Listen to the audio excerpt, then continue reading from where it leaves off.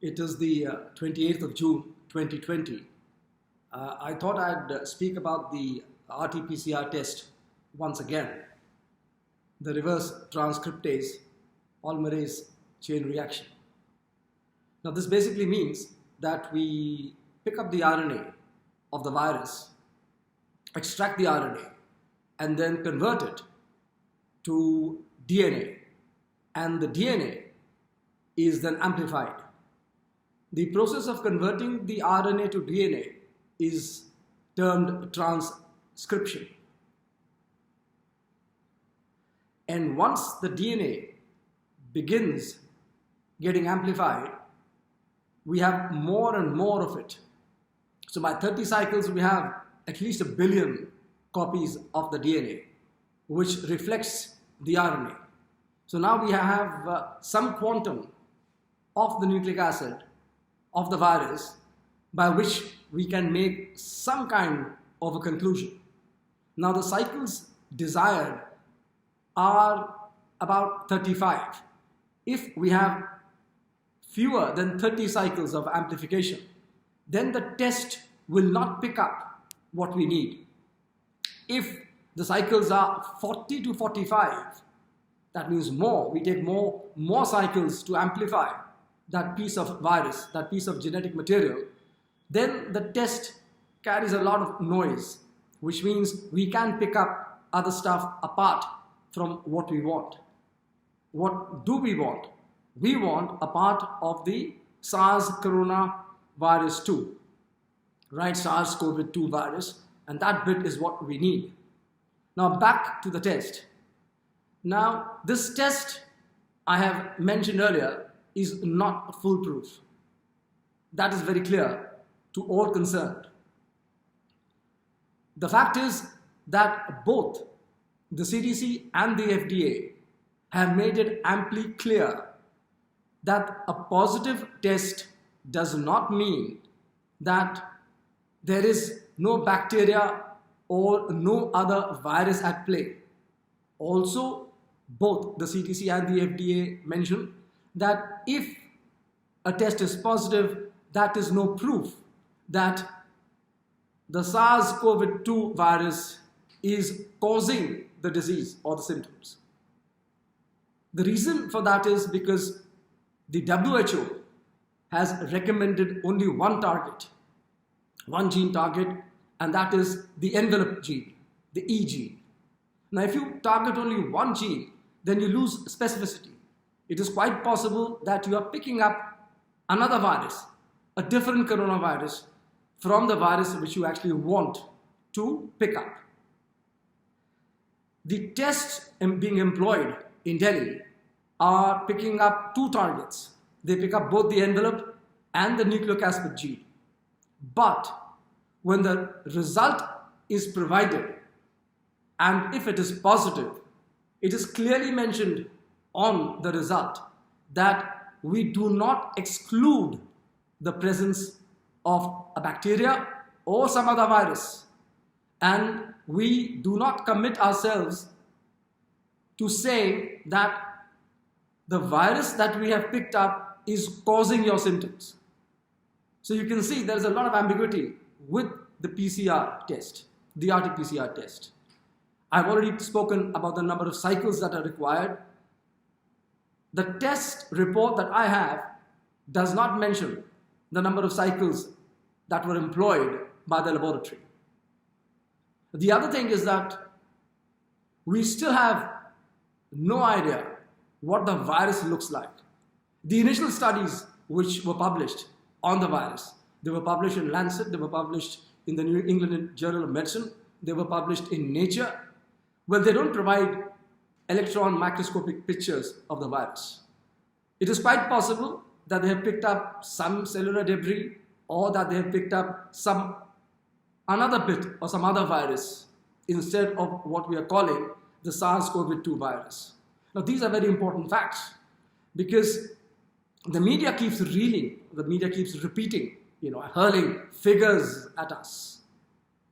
And as things stand, I think as things stand today, we have almost 6 lakh cases that have been positive. that have become infected, that are positive by the RT-PCR test. Now, this is actually not a very large number, because remember, we have a very, very large population. We have probably the largest population in the world. We have almost 135, 137 crore people. That's 1,300 million people. That's a huge number. So I'm still surprised that we are still not the leading country where infected cases are concerned. We still are trailing at number 4, I think, behind the United States, behind Brazil, behind the UK. We should be having many, many more cases than them. Because after all, our population is 4 times the population of the United States. It was presumed by these modelers that the mortality in the US would be to the tune of 2 to 2.5 million, which means 20 to 25 lakh people would die because of COVID-19. Now that has not happened. I mean, the figures right now of mortality in the US is much, much less than what was projected. The same people projected deaths in India to the tune of millions. I mean, they kept on repeating. These people, the modelers, and even the epidemiologists have been repeating ad nauseum that millions in India will be infected and millions will die in India. I think even today, the death rate is just 11 per million of the population in India, which is very little as compared to other countries. I've already mentioned that earlier, that Belgium has, I think, 800 million deaths per million. The UK has 630 deaths per million. Spain has 600 deaths per million. Italy has 580 deaths per million. The United States has almost 400 per million. So these figures are mammoth. They are much, much larger than our death rate, which is just about 11 or 12 per million. This number is minuscule. And the reason I've also already mentioned, it is because we have a much younger population, and possibly we have some kind of an immunity against this wretched virus. Now, these numbers are important because that's how we have to operate in the current situation. Now, for instance, I'm not an epidemiologist and I'm not a modeler. I am a clinician. I'm a cardiologist. And I go to the hospital on a daily basis. I see patients on a daily basis. I tackle, major problems, major heart problems every day. And we have a cath lab running. Even this I mentioned earlier. Now, a few days back, in fact, 3 or 4 days back, we had a heart attack patient. This was a retired pilot from the Indian Air Force. The man came in with an acute inferior wall myocardial infarction. We had to take him up for an angioplasty. We are in the cath lab. The man develops ventricular tachycardia. That is a dangerous rhythm. That can be a killer. The blood pressure drops to less than 40 millimeters of mercury. Yes, I'll repeat that. Less than 40 millimeters of mercury. Now that is a very, very scary situation. We have to react. There is no reaction time. We have to decide, not in seconds, but in milliseconds, how to handle the situation.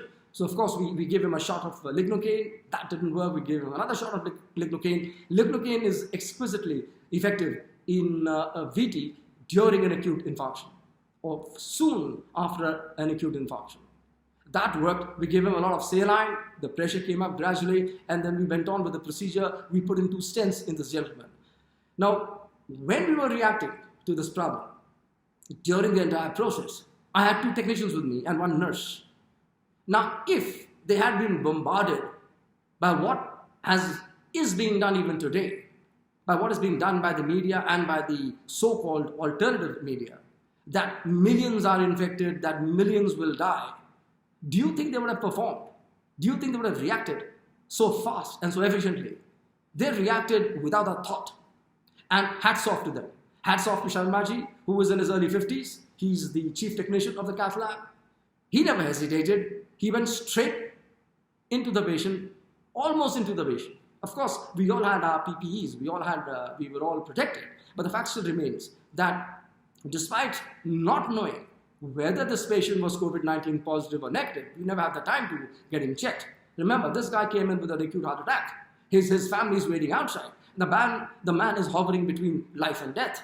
at that particular point of time. So the technician was Suhaib, the nurse was Hina, right? And we had Sharmaji, and I was there in the lab. And all of us reacted. We had to get him out. And the procedure was successful. To cut a long story short, the man was discharged yesterday in a happy condition, in a very happy situation. And there was no problem. But the fact remains that if my chaps in the cath lab had been nervous or had been scared of the disease, I doubt very much if they had reacted so fast. Because the nurse is jumping to set up the saline lab. The technician is grabbing the lignocaine. And Sharmaji is hovering around the patient, watching the monitor. And there I am also deciding as to what would be the next move. Do I need to cardiovert him? Do I need a defibrillator? So you understand the explosiveness of that situation. Now this, of course, is experienced by all people running cath labs. But now the ball game is different, because now we don't know whether this man is COVID-19 positive or negative. But that thought never came across our minds, because all these days, all these weeks, I have been drilling it into these people, into the technicians in the cath lab, the nurses in the cath lab, that look, you are young, you are in your 20s. Even if you do get infected, even if you do contract the disease, the chances of you succumbing is very remote. It is nearly impossible. You must understand, and I give them the figures, the facts and the figures, that mortality due to the infection is around 0.09 to 0.12 to 0.3%, which means that if 1,000 people are infected, only 1 or 2 would die. And even of those who die, of this 1,000 group cohort, these would be elderly people above the age of 70 years, above the age of 80 years, who would be carrying chronic diseases. You are young people. I tell them again and again, you are young chaps. You have no disease. You have no leukemia. You have no lymphoma. You have no heart disease. You have no kidney disease. You're fit as fit as a fiddle. You don't stand to catch, a serious problem. So don't worry. The important thing is that the work carries on. We keep taking care of these people. We keep saving lives, as many as possible, of course, by the grace of God. It is not that we are operating on our own. Maybe there are some forces, some supernatural forces that are directing us, that are supervising us. And that is what I have been drilling into these people. The texts are perfect. They are fantastic. They now have absolutely no nervousness. They get into the cath lab, they do their job, we do the procedures. We did almost 10 PCIs last week, which is a huge number.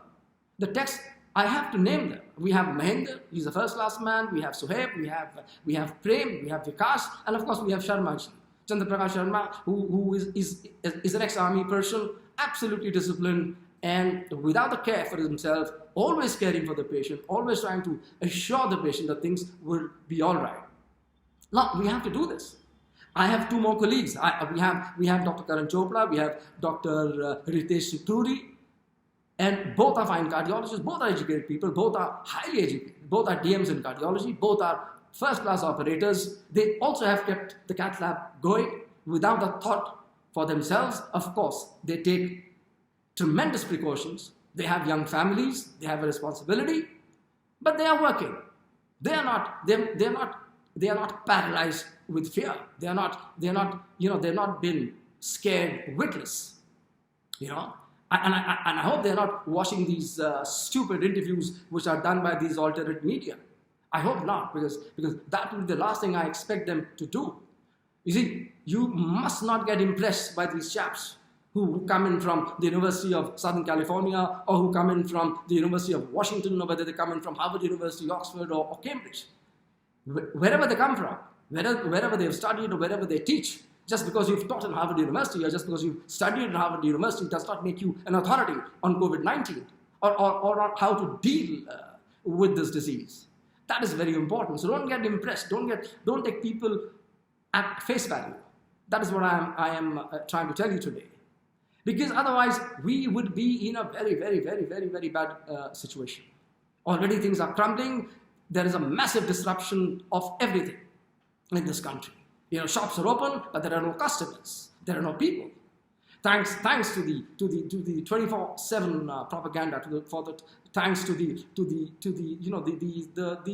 unending scaremongering by the media. And I hope you get what I mean. Look, I'm not very concerned about the mainstream media. The mainstream media, the job is to provide you with juicy information. They need the ads. They need a following, right? They can make mistakes. It's fine. They don't pretend to be, they don't pretend to be saints, and that's perfect. That's very good. We take them again at face value. It is the alternative media which has to be taken seriously, because these are the guys, these are the chaps who pretend to be the Davids against the Goliaths. These are the guys who are the fact checkers, who are the guys who take on the government, who ensure that there is probity in civil life. These are the chaps who have the high moral level or whatever, right? They are the people who shed crocodile tears about the poor being dispossessed, or the poor being forced to walk thousands of kilometers because of the lockdown. But now they start saying, you see, in one breath they'll say that the lockdown was bad, that there were a lot of problems because of the lockdown. The economy was shattered, the people were shattered. But in the same breath, they will tell you repeatedly, not once, right? I can understand if they said it three months ago, but even now they carry on with the same mantra. Look, they'll invite these chaps, they'll invite these epidemiologists, they'll invite these modelers, right? And who will tell you that, millions will be infected and millions will die. Obviously, that's the reason why nobody's coming out of his or her house. People remain cordoned. People are so scared. People are so afraid. It is impossible to drive some sense into them now. Now, this is very important. You see, you may have an interviewer with a clipped British accent, or with what's called a cut glass accent, or the BBC accent. But that's immaterial. You see, you must be wary of these chaps, because as I've said just now, that they will pretend to protect, they will pretend to safeguard your interests. They will pretend to be the safeguarders of society, that they are the checking mechanism against the government. They'll cry hoarse that, look, we have such, huge mortality. We have more people dying than in Nepal. We have more people dying than in Sri Lanka, right? The government doesn't work. But the fact is that we have one of the lowest mortality in the world, despite the fact that we are a huge country with a massive population. The fact still remains that very few people are dying in this country. So therefore, this is what I have to urge you to understand. Please do not be spellbound. Please do not be mesmerized by these chaps. This is very important. This is a very, very important message. I cannot overemphasize this message to you, that you have to be very, very careful with the alternative media in this country. You see, be very careful of these chaps who say that, we will handle the conspiracy theorists, right? And they will point fingers at the government. This is not the time to point fingers at the government. This is the time where we have to steel ourselves, where we have to warn ourselves that there is a problem and we have to handle this problem. This is very, very important. Because, frankly, no one is going to speak for the poor. But there's another section of the society, of people who have no spokesperson. Nobody speaks about these chaps. Who are these chaps? These are the little fellows. These are the children. These are our children, our future. We have to invest in our school children. What I am trying to tell you is that it is now time. It is very important that we now start thinking about getting children back to school. We have to think very seriously about opening up of schools, despite all that is happening.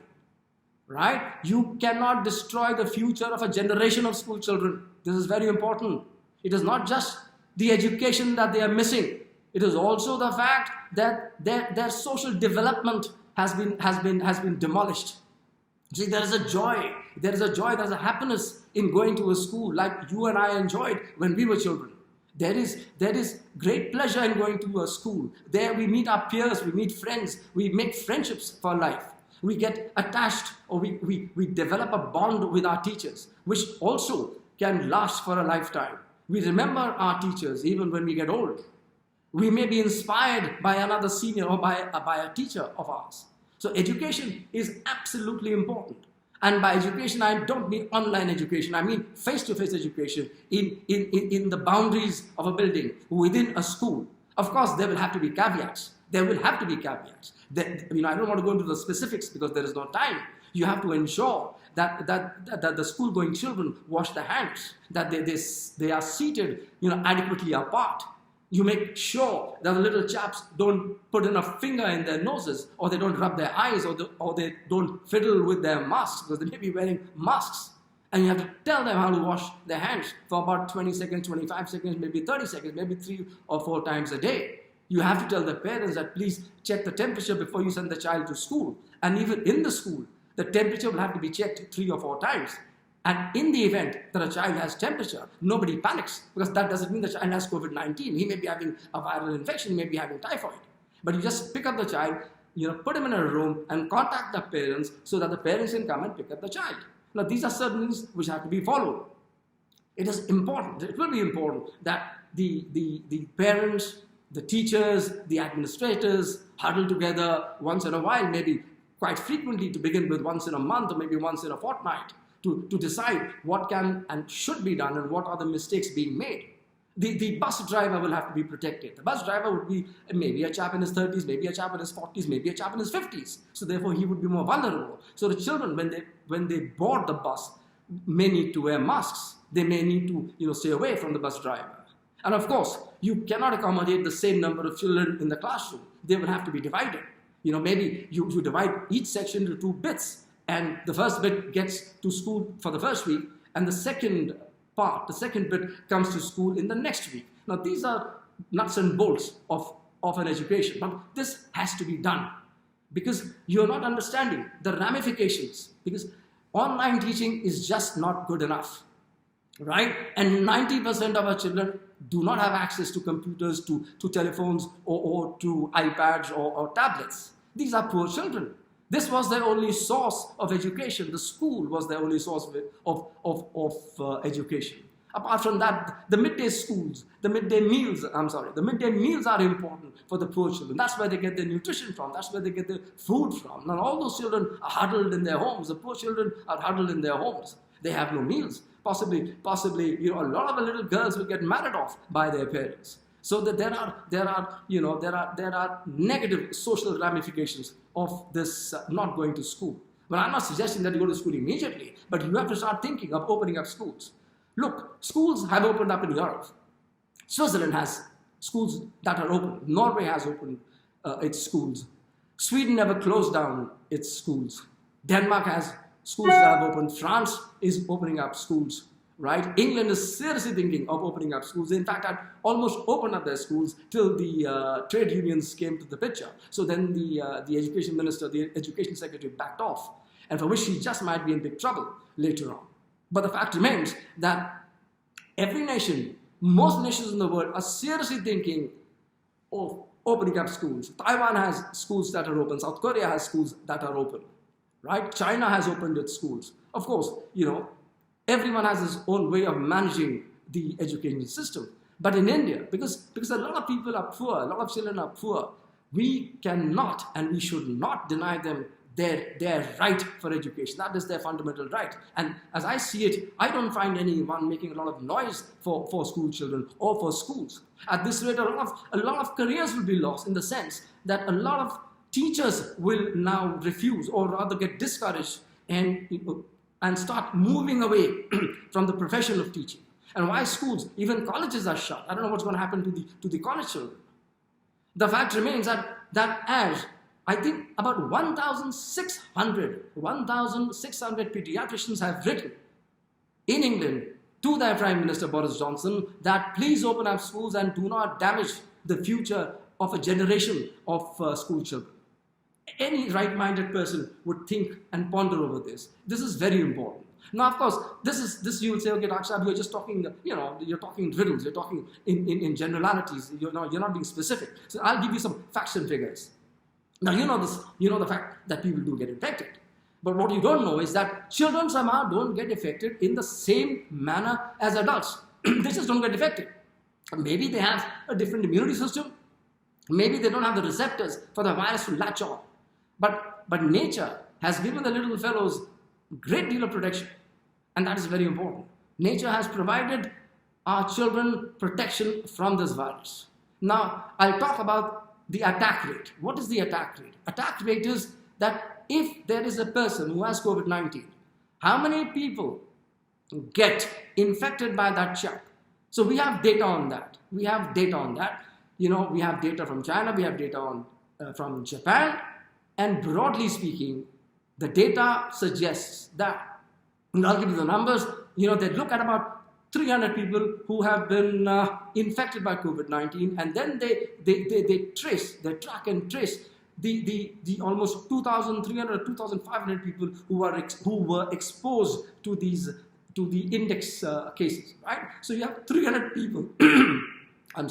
You have 300 people who are infected. They are in contact with about 2,300 to 2,400 people. Usually they're family members. Now, how many get attacked? How many get infected? In adults, by and large, 20 to 22% people get infected.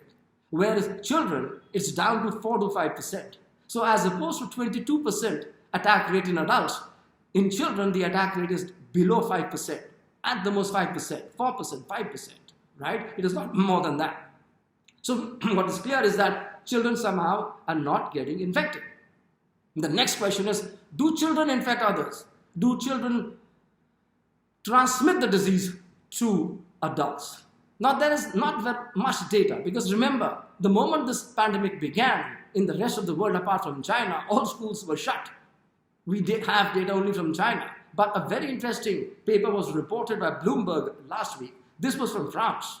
And what they found out was that in the group, they divided them into two groups. In the group of children who were infected, they found that 61% of the parents were also infected. In the healthy children, in that group of the school, only 7% of the parents were infected. So I'll repeat that. In the infected children group, 61% parents were infected.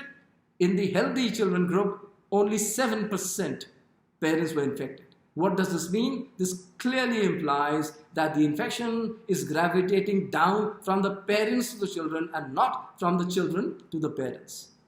And whatever studies have been done on clusters, that means, a group where the disease is spreading, they have never found an index case which is a child. By and large, always the index case has been an adult. So what we find is that children by and large have a very low infected and attack rate. The attack rate is much lower than adults, number one. Number two, children actually are not even transmitting the disease. And what are the number of children who are infected per se in the population? You will be surprised that there was this data from a town called Vo in Italy. It's a small town with a small population of, I think, only 85,000 people, but that had almost the largest number of people tested in the world per capita. And guess what? Not a single child was found to be infected. In Iceland, 1% children were infected. In South Korea, 6% or 5% children were infected. In China, it's about 4% children were infected. Right? So the number of children getting infected in the general population is also remarkably low. Now the third thing, is another thing I want to talk about is, what is, if the children do get infected, what happens to them? Now, in a nutshell, in a sentence, by and large, they are untouched. By and large, they recover. Despite the fact that some can get serious, but they have the resilience, they have the strength to counterattack, and they recover, they spring back into action. I'll give you some figures. There's data from China from the large group of people infected by this virus. 45,000 confirmed cases of COVID-19. There were almost 2,300 cases of confirmed children being infected. And guess what? Of the children being infected, only 5% became serious. But only one child died. Only one child died, right? Now maybe the figures are fudged. Possibly the figures are fudged, I don't know, but there was no mortality. There's another study of 170 school children. Of these, 3 went into the ICU.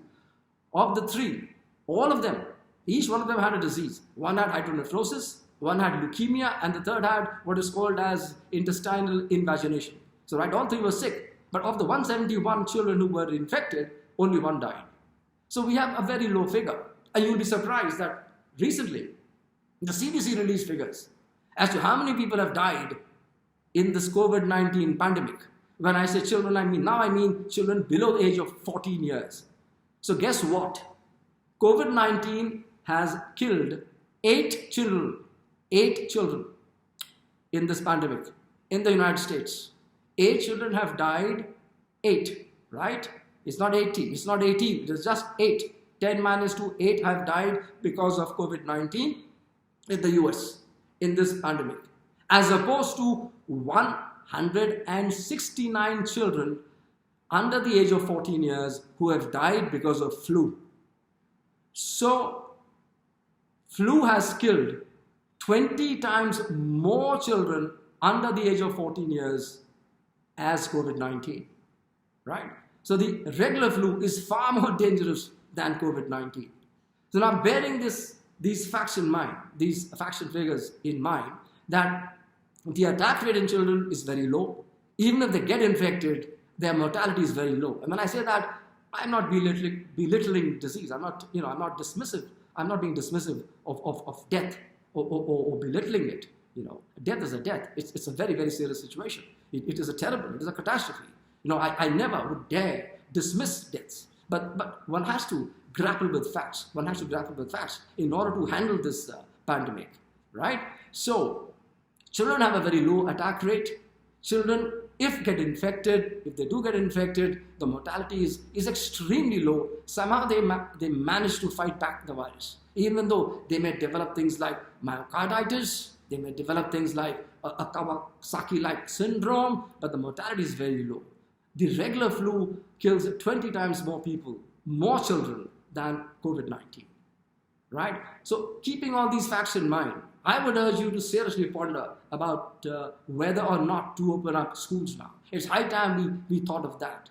And of course, you will have cases. You will keep having cases. You will keep hearing cases are being picked up on a daily basis. You may have 10,000 cases a day. You may have 14,000 cases a day. You may have 15,000 cases a day. But the fact still remains that mortality in the general population is extremely low.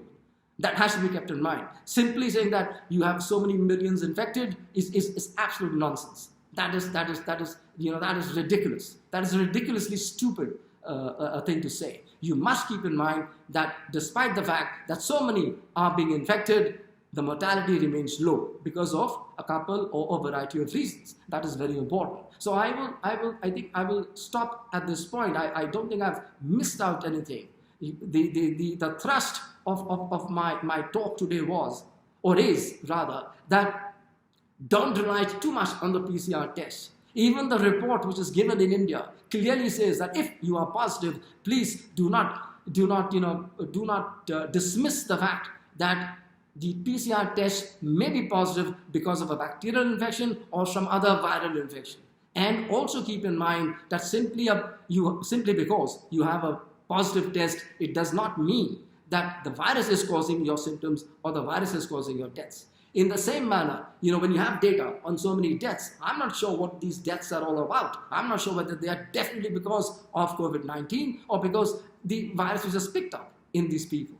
So therefore, you have to be very, very careful, and please do think about opening up of schools, about the future of children, because as I've mentioned, almost 30% of people, 30% of children also, once they get isolated for such a long time, will definitely suffer psychologically. There are a lot of people who are developing a severe anxiety, depression, and even stuff like what is called post-traumatic stress disorder.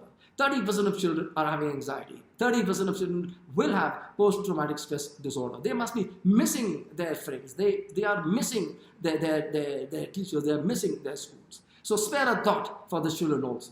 Okay? Thank you very much.